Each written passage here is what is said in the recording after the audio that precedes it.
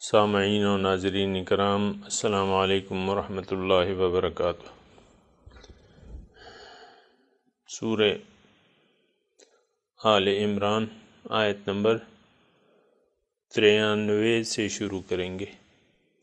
اعوذ باللہ من الشیطان الرجیم، بسم اللہ الرحمن الرحیم۔ کل الطعام کان حلا لبنی اسرائیل الا ما حرم اسرائیل علی نفسہ من قبل ان تنزل التوراۃ قل فأتوا بالتوراۃ فاتلوها ان کنتم صادقین ومن افترى على الله الكذب من بعد ذلك فأولئك هم الظالمون قل صدق الله فاتبعوا ملة إبراهيم حنيفا وما كان من المشركين إن أول بيت وضع للناس للذي ببكة مباركا وهدى للعالمين فيه آيات بينات مقام إبراهيم ومن دخله كان آمنا ولله على الناس حج البيت من استطاع إليه سبيلا ومن كفر فإن الله غني عن العالمين۔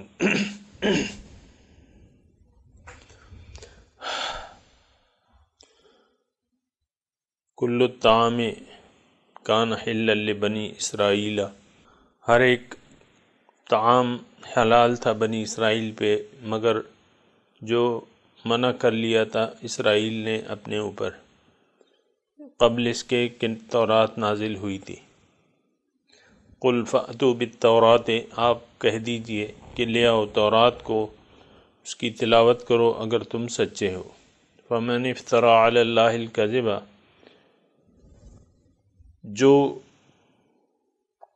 جو جھوٹ باندھے اللہ پہ، من بعد ذالک، اس کے بعد، تو یہ لوگ ظالم ہیں۔ قل صدق اللہ، آپ کہہ دیجئے کہ اللہ تعالیٰ سچا ہے۔ فاتبعوا ملت ابراہیم حنیفا، اے مسلمانانو تم پیروی کرو ملت ابراہیم کی جو یکسو تھے۔ وما کان من المشرکین، اور مشرکین میں سے نہ تھے۔ ان اول بیت وضع للناس للذی ببکۃ مبارکا وہدی للعالمین، بے شک سب سے پہلا گھر جو بنایا گیا لوگوں کی عبادت کے لیے وہ مکہ میں تھا، مبارکاً بہت بابرکت، اور اس میں ہدایت ہے تمام جہان والوں کے لیے۔ فیہ آیات بینات، اس میں نشانیاں ہیں واضح۔ مقام ابراہیم، اور مقام ابراہیم ہے۔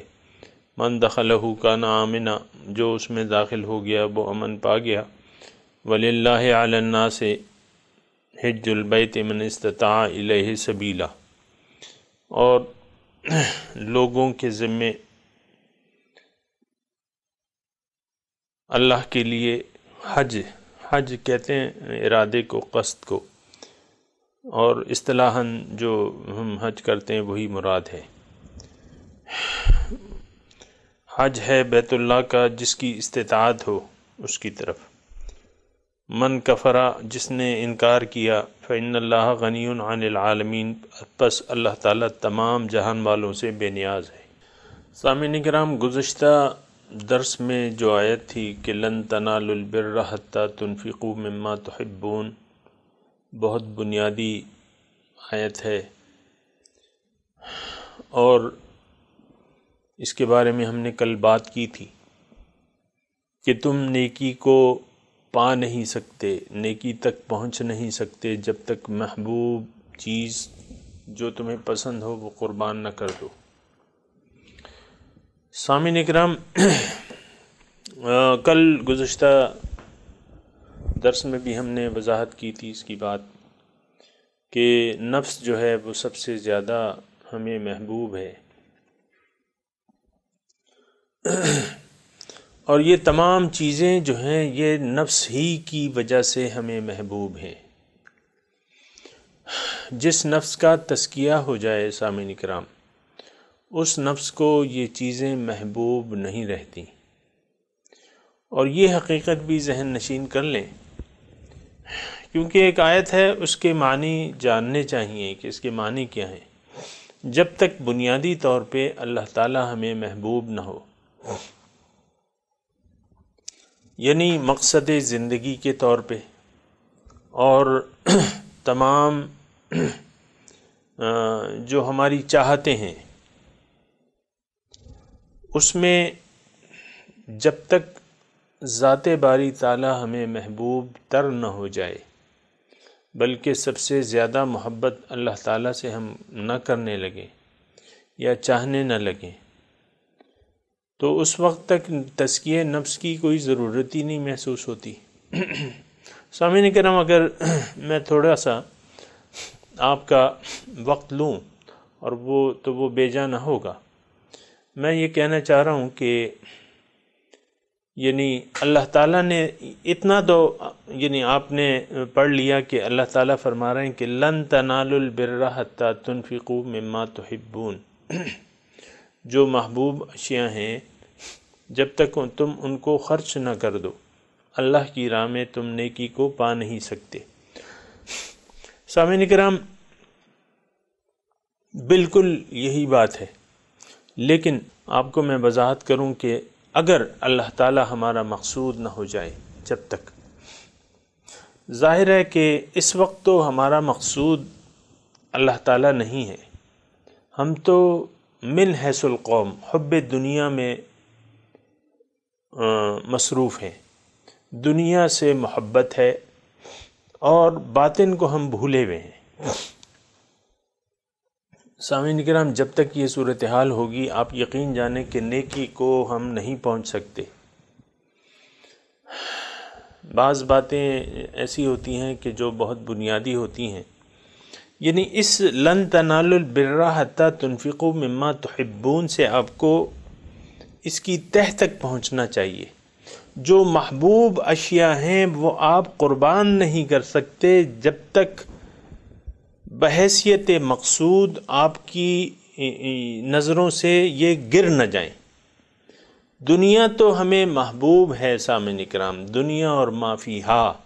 جب میں کہتا ہوں نا دنیا اور ما فیہا، ہو سکتا ہے میرے بعض سامعین نئے ہوں، تو دنیا اور ما فیہا میں وہ ساری چیزیں شامل ہیں جو ہمیں نظر آ رہی ہیں۔ نظر آنے میں سب سے پہلے ہماری ذات ہے، ہماری وجاہت ہے، ذات ہے، ایک حیثیت ہے ہماری معاشرے میں، پھر مال ہے، اولاد ہے، بیوی ہے، بچے ہیں، پھر ہمارے وہ تمام جائیدادیں ہیں جو پلاٹس ہیں، کارخانے ہیں، دکانیں ہیں، کاروبار ہیں۔ یہ ساری چیزیں یقین جانے ہم نے بت بنا کے ان کی پوجا کر رہے ہیں۔ مال دولت کو، بیوی بچے، ان کی ہم پوجا کر رہے ہیں، یہ بت ہیں ہمارے۔ اپنے ظاہر کی، بعض لوگ اپنے ظاہر کے بت کی پوجا کر رہے ہیں۔ آپ دیکھیں نا، ایک شکل اگر کسی نے بنا لی، میں مردوں کی بات کر رہا ہوں، چلیں،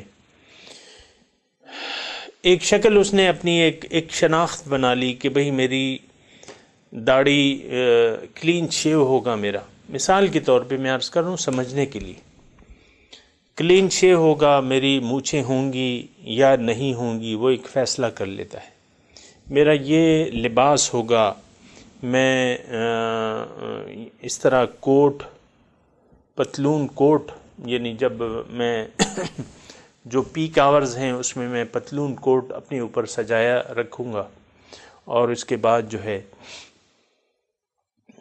میری یہ شخصیت ہوگی، بال اگر ایسے ہوں گے تو ان کا سٹائل ایسا ہوگا، مونچھیں ہوں گی تو ان کا سٹائل ایسا ہوگا، داڑھی اس طرح میں کاٹوں گا، یا بالکل کلین شیو کروں گا، یا بالکل وہ فرینچ کٹ، وہ جو پیالی نما ہوتی ہے نا داڑھی، وہ رکھوں گا۔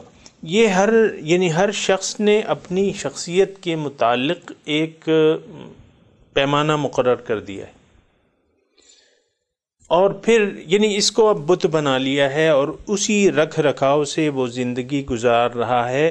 سامعین کرام، برا نہ مانے، لیکن صرف میں ایک ظاہر ہے کہ سمجھنے کے لیے ایک چیز کی طرف میں آپ کو توجہ دلانا ہے، تو ظاہر ہے ایک چیز کی طرف تو توجہ دلاؤں گا۔ تو ظاہر کو اس نے اپنے ظاہر کو بت بنا لیا ہے۔ اب لاکھ اس کو کوئی کہے کہ بھئی تمہارے لیے تو نمونہ حضور صلی اللہ علیہ وسلم کی ذات ہے، تم نے جو یہ قمیص پہنی ہوئی ہے تو اس میں تمہارا، یہ تو انگریزوں کی، یہ تو تم نے ٹی شرٹ پہنی ہوئی ہے، یہ تو ہماری روایات نہیں ہے، تم نے پتلون پہنی ہوئی ہے، ہماری روایات نہیں ہے۔ میں یہ نہیں کہہ رہا کہ پتلون پہننا غیر اسلامی شے ہے یا وہ پہننا گناہ ہے، ایسی بات نہیں ہے، لباس کی اپنی حدود و قیود ہیں، لیکن میں صرف یہ کہہ رہا ہوں کہ بعض لوگ تقلید، انگریزوں کی تقلید کے لحاظ سے یا اپنے آپ کو ایک خاص روپ دینے کے لیے ایک خاص وہ رکھتے ہیں، ایک خاص پیمانہ مقرر کر لیتے ہیں، وہ ان کا بت بن جاتا ہے، اور وہ پھر اس کی یعنی اسی کا خیال کرنا۔ اب بھلے اللہ تعالیٰ جو بھی ان کو ہدایت کرے، یعنی حجاب کی بعض لوگ جو ہیں وہ حجاب جو مردانہ حجاب ہے اس کا بھی خیال نہیں رکھتے۔ یہ ایک میں نے پوائنٹ لیا ہے، صرف عرض کر رہا ہوں، مثال کے طور پہ وہ جائیں گے فٹ بال کھیلنے تو نکر پہن لیں گے، نکر جو ہوتا ہے وہ عموماً گھٹنوں سے یعنی رانیں اس میں کھلی ہوتی ہیں، رانوں کی سطر جو ہے وہ یہ رانے جو ہیں یہ سطر میں ہوتا ہے، مرد کا جو حجاب ہے وہ ناف سے لے کر ران یہ گھٹنوں تک ہے، تو وہ جناب وہ آدھی ران ان کی کھلی ہوتی ہے۔ یہ میں صرف ایک مثال کے طور پہ، یعنی اسلامی جو اصول ہیں، قیود ہیں، اس کا بالکل وہ خیال نہیں رکھ، بس اپنا ایک خیال ہے، اس کا اپنا ایک رکھ رکھاؤ ہے، تو پھر یہ اسلام کہاں گیا؟ اور پھر آپ کا جو دعویٰ ہے، جو آپ کلمہ پڑھ رہے ہیں، جس رسول کا آپ کلمہ پڑھ رہے ہیں، ان کی اتباع کہاں چلی گئی؟ اسی طرح آپ دیکھیں کہ پھر یہ میں بتوں کی بات کر رہا ہوں کہ ہم نے بت بنائے ہوئے ہیں اور ان کی عبادت کر رہے ہیں، ان کا خیال رکھ رہے ہیں۔ عبادت کا کیا مطلب ہے کہ اللہ تعالیٰ کے سوا آپ نے جس کا بھی کہنا مان لیا وہ آپ کا الہ ہو گیا، یہ آپ جان لیں، کسی سے بھی پوچھ لیں۔ اللہ تعالیٰ کی صفات میں سب سے پہلی جو صفت ہمیں ماننے کی ہے وہ الہ ہے، کہ وہ الہ واحد ہے، اسی کی اطاعت کرنی ہے ہم نے۔ پھر آپ دیکھیں کہ اپنی مال سے آپ کتنی محبت کرتے ہیں، اپنے کاروبار سے کتنی محبت کرتے ہیں، پھر اپنی بیوی سے اور بیوی پھر شوہر سے کتنی محبت کرتے ہیں، اور اس میں ساری حدود و قیود کو فراموش کر دیتے ہیں، انہی کا خیال رکھتا ہے۔ بچہ آ گیا، کوئی نئی نویلا جوڑا ہے، اس کا بچہ ہو گیا، آپ دیکھیں کتنی کیئر کرتے ہیں، یعنی بچہ جو ہے وہ بت بن جاتا ہے۔ میں یہ نہیں کہہ رہا کہ بچے کا خیال نہیں رکھنا چاہیے، یا بیوی کا خیال نہیں رکھنا چاہیے، یا بیوی کو شوہر کا خیال نہیں رکھنا چاہیے، ہرگز میں نہیں کہہ رہا، یا پیسے نہیں کمانا چاہیے، یہ بھی میں نہیں کہہ رہا، رزق حلال عین عبادت ہے۔ لیکن ہو سکتا ہے میرے بعض سامعین، بلکہ اکثر سامعین جان گئے ہوں گے کہ میں کیا کہنا چاہ رہا ہوں۔ ہم نے بت بنائے ہوئے ہیں، پالے ہوئے ہیں بت، ان کی ہم پوجا میں مصروف ہیں۔ اللہ تعالیٰ کا الہ واحد ہے، ہمیں اس کی کوئی پرواہ نہیں ہے۔ محبوب چیز جو ہے وہ دنیا بن گئی ہے ہماری، پھر جو نفس ہے وہ ہمیں محبوب ہے۔ آپ دیکھیں نا، ہم کتنی میں کی گردان کرتے رہتے ہیں، میں یہ چاہتا ہوں، میں یہ چاہتی ہوں، میں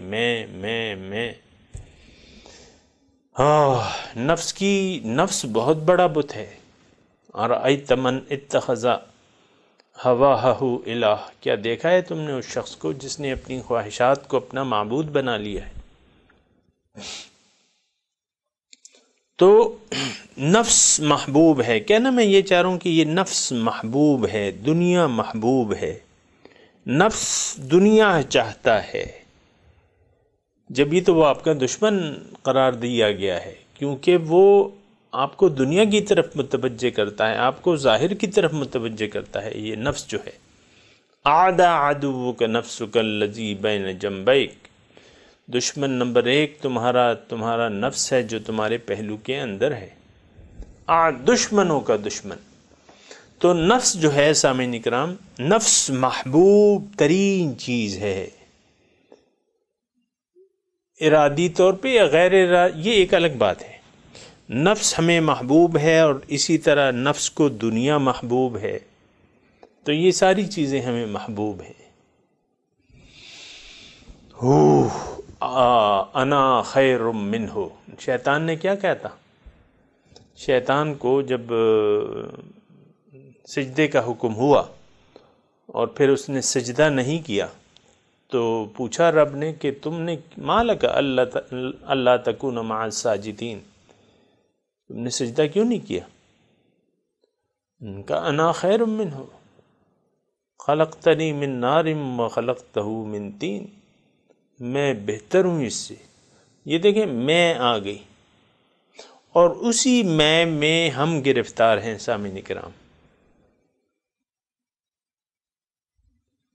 اور اگر برا نہ مانے تو یہ چند الفاظ میں کہنا چاہتا ہوں کہ ہم میں ہر شخص جو ہے شیطان بن چکا ہے.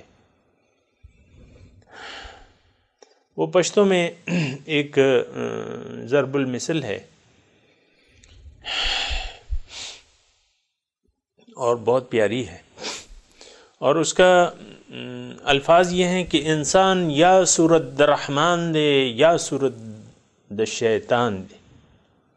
انسان یا تو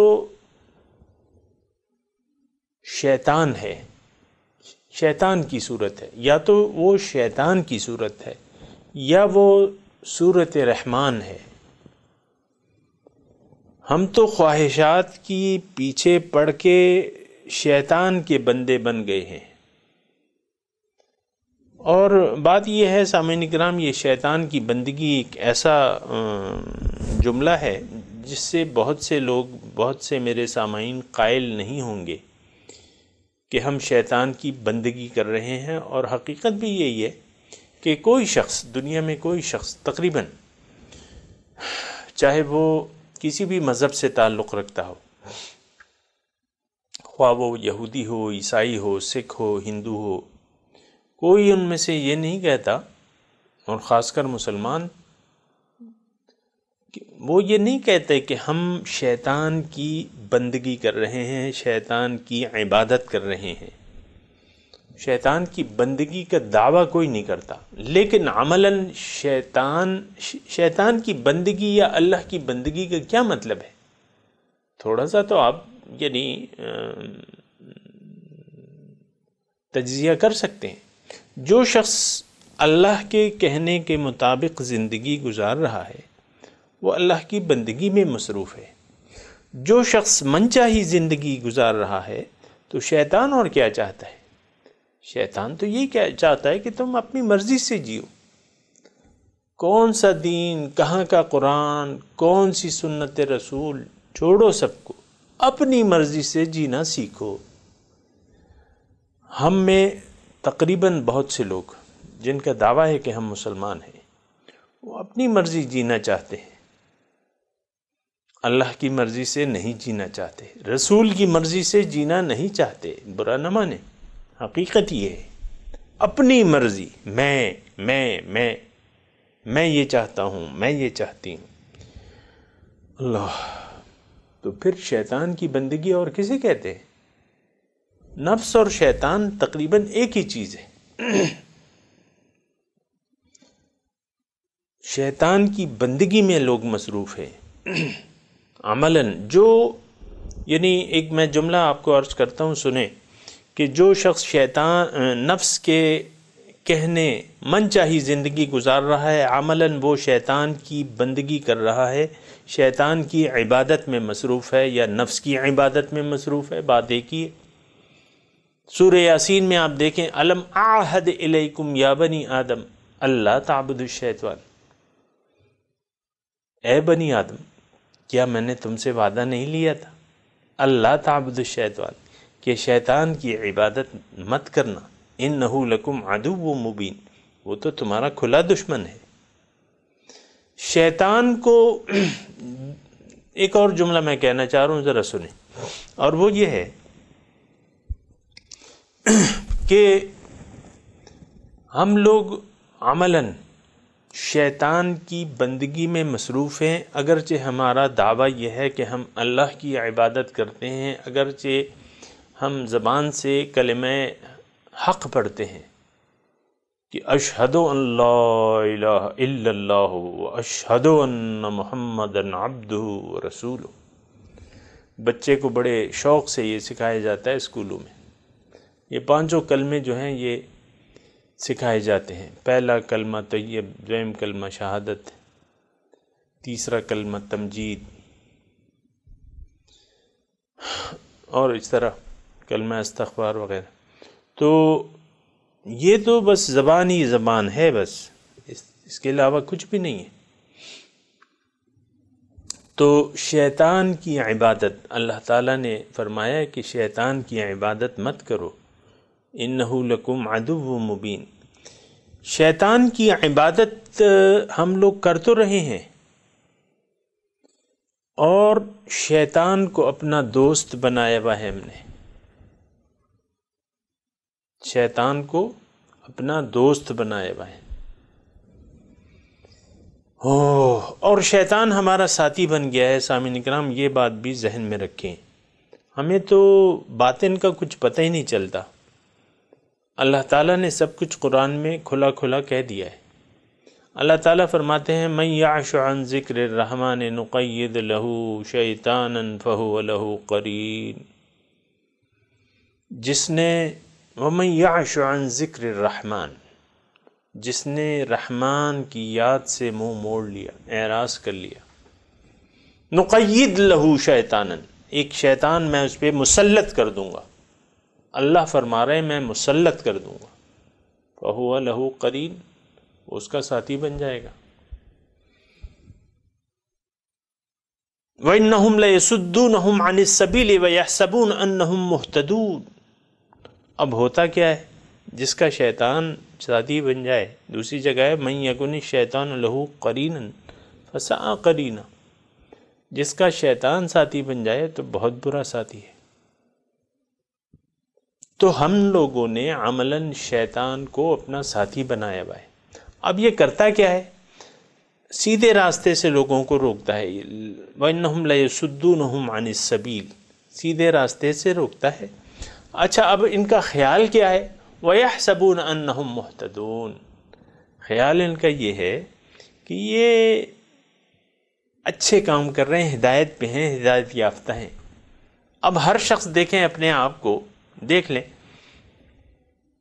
ہر شخص اپنے آپ کو علامہ سمجھتا ہے۔ کسی سے بھی آپ بحث شروع کر دیں، چاہے وہ کوئی علم ہو یا نہ ہو اس کا مذہب کے بارے میں، وہ آپ سے بحث شروع کر دے گا، خواہ وہ 8ویں جماعت میں پڑھتا ہے یا 10ویں میں پڑھتا ہے یا 12ویں میں پڑھتا ہے۔ یہ 10ویں 12ویں 14ویں یہ تو آپ کو اسلام نہیں سکھاتے، یہ تو الفاظ کا رٹا لگا کے آپ سے امتحان لے کے آپ کو نمبر دے دیتے ہیں، یہ تو اسلام نہیں سکھاتے آپ کو، یہ تو الفاظ کا رٹا لگا کے آپ کو نمبر دے دیتے ہیں کہ جاؤ تمہاری فرسٹ ڈویژن ہے۔ تو یحسبون انہم مہتدون، گمان یہ کرتے ہیں کہ یہ ہدایت پر ہیں، یہ بہت بڑی غلطی ہے سامعین کرام۔ یعنی یحسبون ان، ہر ایک آپ دیکھیں، ہر شخص تقریباً اپنے آپ کو علامہ سمجھتا ہے، اور آپ دیکھ لیں میرے سامعین، آپ خود دیکھ لیں کہ ہر شخص یہ سمجھتا ہے کہ میں جو سوچ رہا ہوں یا سوچ رہی ہوں وہ صحیح ہے، وہ درست ہے، وہ بالکل ٹھیک ہے، اس کے علاوہ جو یہ کہہ رہا ہے، جو سامنے والا جو کہہ رہا ہے یہ غلط ہے، ایسا نہیں ہے۔ یہ میرے خیال میں تو دین کی یہ تشریح ہے، میرے خیال میں تو بندگی کا یہ مطلب ہے میرے خیال میں تو عبادت کا یہ مطلب ہے، میرے خیال میں تو نماز کی یہ ضرورت ہے۔ ہم لوگ حق کو نہیں پہچانتے، اس کے باوجود ہم یہ سمجھتے ہیں کہ ہم حق پر ہیں، یہ شیطان کا کام ہے۔ ایسا میں نہیں کہا، انہم لیصدونہم عن السبیل ویحسبون انہم مہتدون، یہ شیطان جو ہے یہ چونکہ ساتھی بن چکا ہے، اب ان کو لوریاں دیتا ہے وہ شیطان۔ اور یہ نہ سمجھے کہ شیطان کوئی ایک فرضی چیز ہے، ایسی بات نہیں ہے۔ شیطان ایک قوت ہے جس نے اللہ تعالیٰ کو چیلنج کیا تھا روز ازل، رب بما اغویتنی لأزینن لہم لأزینن لہم فی الارض ولأغوینہم اجمعین۔ اللہ تعالیٰ سے کہا تھا کہ بسبب اس کے کہ تو نے مجھے گمراہ کیا، اس کی وجہ سے تو میں ایسا کروں گا کہ زمین پر جو چیزیں موجود ہیں ان کو اچھا دکھا دوں گا۔ اب دیکھیں جو چیزیں لَأُزَيِّنَنَّ لَهُمْ فِي الْأَرْضِ، میں ان کو اچھا دکھا دوں گا، یہ شیطان کا کام ہے۔ آپ کو یہ چیزیں اچھی لگتی ہیں کہ نہیں لگتی؟ بیویاں اچھی لگتی ہیں آپ کو؟ بچے اچھے لگتے ہیں؟ اپنی اولاد اچھی لگتی ہے؟ مال اچھا لگتا ہے؟ اپنا گھر اچھا لگتا ہے؟ اپنے پلاٹس اچھے لگتے ہیں کہ نہیں لگتے؟ جو گاڑیاں ہیں چمکتی ہوئی آپ کو اچھی لگتی ہیں کہ بری لگتی ہیں؟ لَأُزَيِّنَنَّ لَهُمْ فِي الْأَرْضِ، ان کو میں زمین میں جو چیزیں ہیں موجود ہیں اس کو میں مزین کر دوں گا، اچھا دکھا دوں گا، اور اس طریقے سے میں ان کو گمراہ کر دوں گا۔ وَلَأُغْوِيَنَّهُمْ أَجْمَعِينَ، سورہ حجر میں آپ یہ دیکھ سکتے ہیں۔ إِلَّا عِبَادَكَ مِنْهُمُ الْمُخْلَصِينَ، لیکن جو تیرے خالص بندے ہیں، مخلص بندے ہیں، اے اللہ تعالیٰ ان پہ میرا کوئی زور نہیں چلتا۔ اخلاص پیدا کرنے کی کوشش کیجئے سامعین کرام، مخلص ہو جائیے، پھر شیطان کا آپ پر کوئی زور نہیں چلے گا، کوئی بس نہیں چلے گا۔ زور تو اس کا چلتا ہی نہیں ہے، لیکن یہ ہے کہ وہ تو صرف مزین کر دیتا ہے، اچھا دکھا دیتا ہے، پھر ہم اس کو اچھا اس کے دھوکے میں آ جاتے ہیں۔ یہ تو اللہ تعالیٰ نے ہم سے پہلے کہہ دیا ہے کہ لا یغرنکم الحیات الدنیا ولا یغرنکم باللہ الغرور، دیکھو تمہیں دھوکے میں نہ ڈال دے، یہ حیات دنیا جو ہے تمہیں دھوکے میں نہ ڈال دے، یہ بیوی بچے مال دولت کوٹھیاں کاریں یہ تمہیں دھوکے میں نہ ڈال دیں۔ ولا یغرنکم باللہ الغرور، اور دھوکے میں نہ ڈال دے تمہیں وہ بڑا دھوکے باز۔ یہ سامعین کرام ان ساری چیزوں نے ہمیں دھوکے میں ڈال دیا ہے، اس بڑے دھوکے باز نے ہمیں دھوکے میں ڈال دیا ہے، لیکن کیا کریں، اللہ تعالیٰ کے الفاظ کا ہمیں احساس ہی نہیں۔ اللہ تعالیٰ فرما رہا ہے ان الشیطان لکم عدو فاتخذوہ عدوا، دیکھو شیطان تمہارا دشمن ہے، اس سے تم نے بھی دشمنی کرنی ہے، اس سے دوستی نہیں کرنی ہے۔ ہم نے تو دوستیاں بنا لی ہیں، کیونکہ رحمان کے ذکر کو بھول گئے ہیں، تو اس کا نتیجہ کیا ہوتا ہے؟ اس کا نتیجہ یہ ہے نقید لہ شیطانا فہو لہ قرین،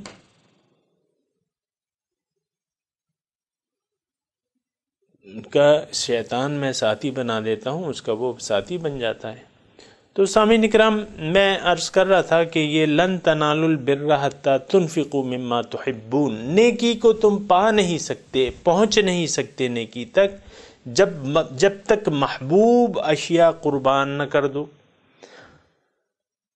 یعنی دنیا جو محبوب ہے اس کی محبتوں کو دل سے نکال دو، ان کو اللہ کی راہ میں قربان کر دو۔ کیا مطلب؟ اس کا مطلب یہ ہے کہ اللہ تعالیٰ کو اپنا مقصود بنا لو، اللہ سے محبت کرنے لگو، اور اس کی محبت کی خاطر ان محبتوں کو تج کر دو، ہٹا دو ان محبتوں کو، ان محبتوں پہ پاؤں رکھ دو، ان چیزوں پہ پاؤں نہ رکھو، ان محبتوں کو دبا دو، ان کو ختم کر دو، ان محبتوں کو اپنے دل سے نکال دو۔ اللہ اکبر! کیوں؟ کہ جب تک ان محبتوں کو تم نے نکالا نہیں ہے اپنے دل سے، تم حقیقی نیکی کو پا نہیں سکتے، حقیقی نیکی تک پہنچ نہیں سکتے۔ لن تنالوا البر، تم نیکی کو پہنچ نہیں سکتے۔ سامعین کرام، یہ بہت بڑی حقیقت ہے جو اس آیت میں ہمیں بتائی جا رہی ہے۔ جنت میں یقین کریں صرف ابرار جائیں گے، ان الابرار لفی نعیم وان الفجار لفی جحیم۔ جو فاجر ہیں، جو نافرمان ہیں، وہ جہنم میں جائیں گے۔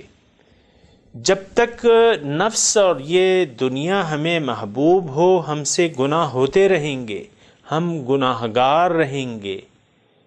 اگر اللہ ہمیں پیارا ہو گیا، اللہ کی محبت ہمارے دل میں رچ بس گئی، تو پھر کیا ہوگا؟ ان محبتوں کو، یہ محبتیں ہمارے دل سے نکل جائیں گی۔ اور سامعین اکرام، میں یہ بھی ساتھ آپ کو کہہ دوں کہ یہ تمام پریکٹس آپ خود نہیں کر سکتے اکیلے، یہ کسی سچے کے ساتھ مل کے آپ کو یہ پریکٹس کرنا ہوگی۔ وَاتَّبِعْ سَبِيلَ مَنْ أَنَابَ إِلَيَّ، تم اس شخص کے راستے پر چلو جو میری طرف رجوع کر چکا ہو۔ کسی کو آپ رہنما مان کے، رہنما بنا کے، اس کی رہنمائی میں یہ ساری پریکٹس آپ کریں گے تو تب آپ کا دل جو ہے وہ پاک ہو جائے گا۔ تزکیہ خود انسان نہیں کر سکتا، سب سے بڑے مزکی ہمارے حضور صلی اللہ علیہ وسلم تھے۔ اس کے بعد علماء امتی کا انبیاء بنی اسرائیل، میری امت کے علماء جو ہیں بنی اسرائیل کے انبیاء کا کام کریں گے۔ تو علماء حق جو ہیں ان سے اپنا رابطہ جوڑنا ہوگا۔ آپ کو میں بالکل کلیئر باتیں بتا رہا ہوں، ایسے نہیں کہ آپ دھوکے میں پڑ جائیں اور خود ہی راستہ طے کرنے کی سوچ لیں یا ٹھان لیں۔ خود آپ اللہ کا راستہ نہیں طے کر سکتے، کسی کی انگلی پکڑنی ہوگی، کسی کا دامن تھامنا ہوگا۔ رسول تک پہنچنے کے لیے بھی آپ کو ایک ذریعے کی ضرورت ہے۔ وَابْتَغُوا إِلَيْهِ الْوَسِيلَةَ، اللہ کہہ رہا ہے اے ایمان والو، اللہ کا تقوی اختیار کرو اور اس کی راہ میں محنت کرو۔ یا ایھا الذین آمنوا اتقوا اللہ وجاہدوا فی سبیلہ وابتغوا الیہ الوسیلہ، اے ایمان والو تقوی کی روش اختیار کر لو، محنت کرو اس کی راہ میں، اور اس کی طرف جانے کے لیے کوئی ذریعہ ضرور تلاش کر لینا، کوئی وسیلہ ڈھونڈ لینا، تبھی تمہیں کامیابی ہوگی۔ لعلکم تفلحون، تاکہ تم کامیاب ہو جاؤ۔ سامعین، دھوکہ نہیں کھانا، کسی کی باتوں سے دھوکہ نہیں کھانا کہ ہمیں کسی کی ضرورت نہیں ہے، کسی رہبر کی ضرورت نہیں ہے، کسی سچے کی ضرورت نہیں ہے، نہیں، دھوکہ نہیں کھانا۔ قرآن کے اصولوں پر آپ نے چلنا ہے، تبھی آپ کامیاب ہو سکیں گے۔ قرآن نے سب کچھ بتا دیا ہے۔ وَابْتَغُوا إِلَيْهِ الْوَسِيلَةَ، اس کی طرف کوئی ذریعہ تلاش کرو، کوئی وسیلہ تلاش کرو۔ لعلکم تفلحون، تاکہ تم کامیاب ہو جاؤ۔ جد و جہد الگ چیز ہے، محنت الگ چیز ہے، تقوی الگ چیز ہے، لیکن ذریعہ تقرب کے لیے کوئی ذریعہ تلاش کرنا یہ ایک الگ چیز ہے۔ بہرحال لن تنالوا البر حتی تنفقوا مما تحبون، تم نیکی کو حاصل نہیں کر سکتے جب تک محبوب چیز یا اشیاء تم قربان نہ کر دو، تنفقوا خرچ نہ کر دو، مما تحبون ان اشیاء کو جن سے تم محبت رکھتے ہو۔ صرف مال مراد نہیں ہے سامعین کرام، اس آیت میں دھوکے میں نہ رہیے، تمام وہ اشیاء کی محبت تم قربان نہ کر دو اللہ کی راہ پہ۔ کیا مطلب؟ دنیا کو تم جب تک، دنیا کی محبت کو جب تک تم نے قربان نہ کر دیا ہو اللہ کی راہ کے لیے، اللہ کے تقرب حاصل کرنے کے لیے، تم نیکی کو، حقیقی نیکی کو نہیں پا سکتے۔ تم نیک نہیں بن سکتے، جو مطلوب نیکی ہے اس تک تم نہیں پہنچ سکتے۔ سامعین کرام، یہ تھوڑا سا نوٹ کر لیں، آج جو میں نے بات کی ہے تھوڑی سی تشنے کی رہ گئی تھی، میں نے کہا کہ آج میں مزید وضاحت کر دوں۔ یہ آج جو میں نے آیت پڑھی ہے، کل الطعام کان حلا لبنی اسرائیل، ہر طعام حلال تھا بنی اسرائیل کے لیے۔ تھوڑا سا اگر میں اس کا ربط بیان کروں، بعض جو اگر یعنی جو لوگ قرآن سے دلچسپی نہیں رکھتے وہ اعتراض کر سکتے ہیں کہ بھئی یعنی پتہ نہیں کس قسم کی آیتیں آ رہی ہیں۔ آیت نمبر 91 جو ہے، ان الذین کفروا وماتوا وہم کفار، اور پھر اب یہ سارا یعنی بظاہر مضمون ربط میں نہیں ہے، اب یہاں نیکی کا مضمون، پھر یہاں طعام کا مضمون، بات یہ نہیں ہے، یہ سارا مضمون مربوط ہے۔ سامعین کرام، یہ آیات کا نزول جو ہے 3 ہجری ہے،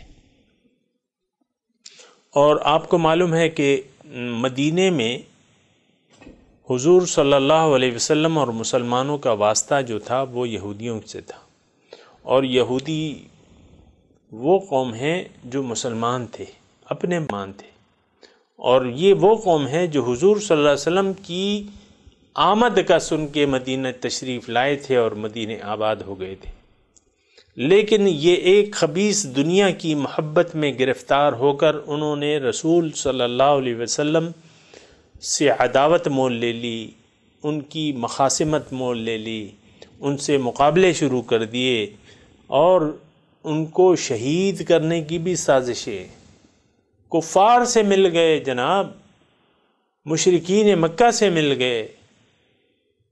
یہ تو آپ اپنی تاریخ پڑھ لیں، یہودیوں کی تاریخ پڑھ لیں کہ کیا کیا انہوں نے حضور صلی اللہ علیہ وسلم، ان سے کیسا سلوک کیا۔ تو وہ کوئی موقع جو ہے اعتراض کا جانے نہیں دیتے تھے۔ ابھی ہم پڑھ چکے ہیں سورہ بقرہ میں، سَيَقُولُ السُّفَهَاءُ مِنَ النَّاسِ مَا وَلَّاهُمْ عَنْ قِبْلَتِهِمُ الَّتِي كَانُوا عَلَيْهَا قُلْ لِلَّهِ الْمَشْرِقُ وَالْمَغْرِبُ يَهْدِي مَن يَشَاءُ إِلَىٰ صِرَاطٍ مُسْتَقِيمٍ، یعنی ہر بات کو بات کا بتنگڑ بنا لیتے تھے۔ ابھی بھی اس میں وہ ذکر آئے گا، ان اول بیت، تقریباً اسی سے ملتا جلتا مضمون آئے گا۔ تو کوئی موقع جانے نہیں دیتے تھے یہودی جو تھے، کوئی موقع مخالفت کا یا حق کو باطل ثابت کرنے کے لیے۔ تو ان میں سے ایک چیز یہ بھی تھی، چونکہ تمام تذکرہ ان کا آ رہا ہے لیکن اس میں تو ہمارے لیے ہدایت ہے، لیکن ان کا تذکرہ بھی آ رہا ہے، تو ہر چیز پہ وہ معترض تھے۔ یہودی جو تھے اونٹ کا گوشت یا ان کا دودھ نہیں پیتے تھے یا کھاتے تھے، انہوں نے اپنے اوپر حرام کیا ہوا تھا، حالانکہ یہ حرام نہیں تھا، اور اتنا ان کے علماء نے یہ بات ان کو بٹھا دی تھی ان کے ذہنوں میں کہ بھئی یہ حرام ہے۔ اور جبھی تو انہوں نے اعتراض کیا کہ مسلمانوں تم تو کہتے ہو کہ ہم تو ملت ابراہیمی پر ہیں، اور ملت ابراہیمی میں اونٹ کا گوشت یا دودھ جو ہے وہ تو حرام ہے، تو تم کس طرح ان کے اے مسلمانوں ان کی ملت کا دعویٰ کرتے ہو؟ یہ اونٹ کا گوشت وغیرہ تو حرام ہے، یہ کیوں استعمال کرتے ہو تم؟ اللہ تعالیٰ نے یعنی یہ بات جو تھی، یہ حرام کی بات تورات میں نہیں تھی، یہ تو اتخذوا احبارہم ورہبانہم اربابا من دون اللہ کے تحت یہ بات آئی تھی کہ انہوں نے اپنے علماء کو، اپنے مشائخ کو رب بنا لیا ہے اللہ کے سوا، اور ان کی ہر بات کو بس یعنی مذہب کا حکم مان لیتے تھے، اللہ کا حکم مان کے کرتے تھے۔ ان کاموں میں ایک کام یہ بھی تھا کہ کتاب اللہ میں اونٹ کے حرمت کی کوئی اونٹ کے گوشت یا دودھ کی کوئی حرمت موجود نہیں تھی، انہوں نے، ان کے علماء نے حرام قرار دے دیا تھا، انہوں نے سمجھ لیا تھا، تبھی تو انہوں نے اعتراض کیا مسلمانوں پہ کہ بھئی تم کیسے ملت ابراہیمی کے پیروکار ہو، تم نے تو یہ جو ہیں یہ اونٹ کا گوشت وغیرہ تم استعمال کرتے ہو، یہ تو حرام ہے۔ اس چیز کا جواب دیا جا رہا ہے کہ کل الطعام کان حلا لبنی اسرائیل، ہر طعام حلال تھا بنی اسرائیل کے لیے، مگر الا ما حرم اسرائیل علی نفسہ، یا حرام سے مراد کیا ہے؟ جو منع کر دیا تھا اسرائیل نے اپنے اوپر من قبل ان تنزل التورات، اور یہ بات بھی اس وقت کی ہے کہ جب تورات نازل نہیں ہوئی تھی۔ اونٹ کا گوشت جو تھا یا اونٹ کا گوشت یا دودھ جو تھا، یہ حضرت یعقوب علیہ السلام جو نواسے تھے حضرت ابراہیم علیہ السلام کے، کتابوں میں مفسرین نے لکھا ہے کہ ان کو ایک بیماری تھی، انہوں نے یہ منت مانی کہ اللہ تعالیٰ نے اگر مجھے اس مرض سے شفا دے دی تو میں اپنی محبوب ایک چیز کا استعمال نہیں کروں گا نفس کشی کے لیے۔ تو ان کو اونٹ کا گوشت یا دودھ جو تھا وہ بہت مرغوب تھا، انہوں نے وہ استعمال کرنا چھوڑ دیا۔ تو یہ تو ایک منت تھی جو انہوں نے پوری کر لی۔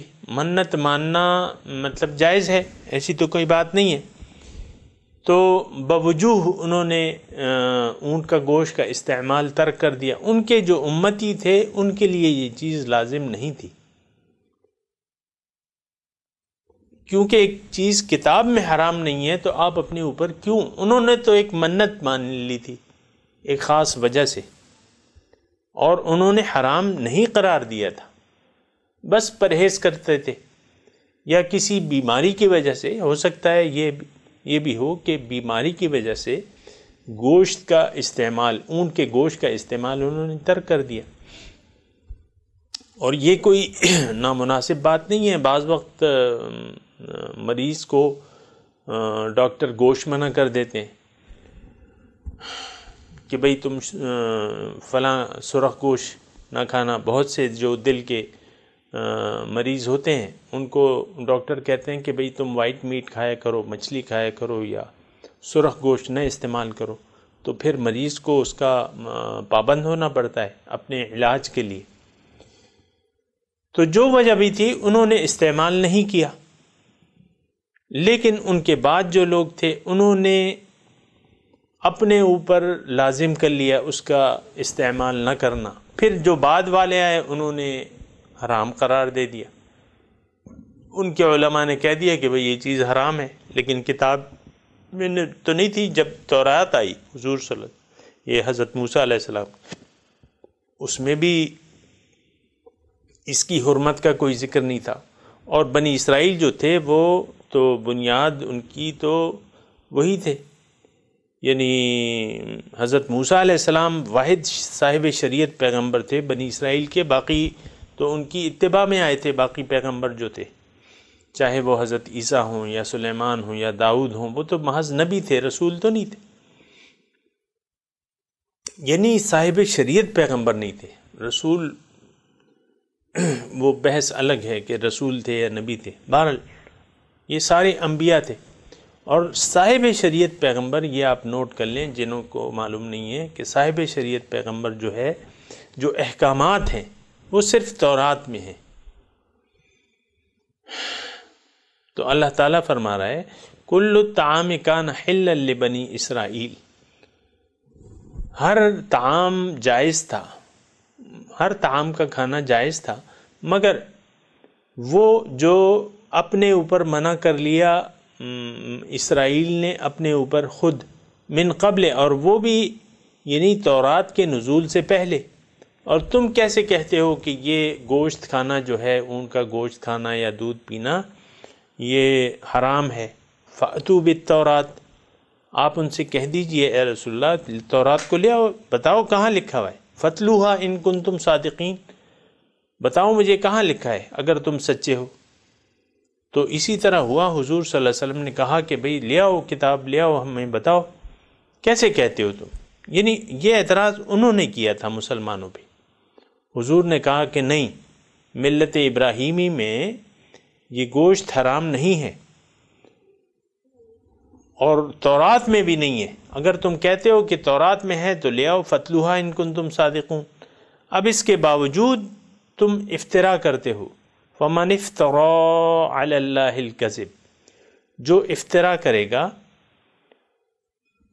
کہ اس کے بعد اللہ پہ جھوٹ باندھے گا، یہ حرام حلال یہ تو حق صرف اللہ کا ہے، تو جو اس کے بعد جھوٹ باندھے گا اللہ پہ تو یہی لوگ ظالم ہیں۔ قل صدق اللہ، وہ تورات نہ لائے، پیش نہ کی، آپ کہہ دیجئے کہ اللہ تعالیٰ سچا ہے۔ فاتبعوا ملت ابراہیم حنیفا، تو آپ پیروی کریں ابراہیم علیہ السلام کی ملت کی جو کہ یکسو تھے۔ ملت ابراہیمی کیا ہے؟ اسلام ہے۔ ہمیں ملت ابراہیمی کی پیروی کا حکم ہے جو کہ اسلام کے اصول ہے، جو کہ رئیس الموحدین تھے حضرت ابراہیم علیہ السلام۔ پیروی کا حکم، اتباع کا حکم ہمیں حضور صلی اللہ علیہ وسلم کا ہے، یہ آپ نوٹ کر لیں۔ ملت ابراہیمی کی پیروی یعنی جو ان کی ملت ہے وہ ہماری بھی ہے، ہم اسی ملت پہ ہیں، لیکن ہمارے لیے قابل اتباع رسول جو ہیں وہ صرف ایک ہیں جو کہ حضور صلی اللہ علیہ وسلم ہیں۔ وَمَا كَانَ مِنَ الْمُشْرِكِينَ، اور وہ مشرکوں میں سے نہیں تھے۔ اور اے یہودیو، اے اہل کتاب، تم لوگ تو مشرک بن چکے ہو، تم نے ہر قسم کا شرک جو ہے روا رکھا ہے۔ بنی اسرائیل نے اپنے یعنی موسیٰ علیہ السلام کی قوم نے بچھڑے کی عبادت نہیں کی تھی، مشرک نہیں بن گئے تھے۔ اسی طرح عیسائیوں نے حضرت عیسیٰ علیہ السلام کو اللہ تعالیٰ خدا قرار دیتے ہیں کہ خدا ہے، خدا کا بیٹا ہے، ثالث الثلاثہ۔ تو یہود جو تھے وہ حضرت عزیر علیہ السلام کو اللہ کا بیٹا قرار دیتے تھے۔ تو اے اہل کتاب، تم تو مشرک بن چکے ہو، اور ابراہیم علیہ السلام تو مشرک نہیں تھے۔ تم نے تو اپنے علماء کو، اپنے مشائخ کو رب بنا لیا ہے، ان کے ہر حکم کو مانتے ہو۔ اور ابراہیم علیہ السلام تو یکسو تھے، مسلمان تھے، یکسو تھے، ان کا دین جو تھا وہ اسلام تھا، اور تم نے تو اپنا نام تک بدل لیا ہے۔ یہود اور نصارہ، یہ نام انہوں نے اپنے اوپر خود رکھے ہیں۔ وَمَا كَانَ مِنَ الْمُشْرِكِينَ، اور وہ مشرکوں میں سے نہ تھے۔ سامعین کرام، یہ مضمون جاری ہے، انشاءاللہ اگلی جو آیت ہیں انشاءاللہ اگلے درس میں اس پر بات ہوگی۔ وآخر دعوانا ان الحمد للہ رب العالمین، والسلام علیکم ورحمۃ اللہ وبرکاتہ۔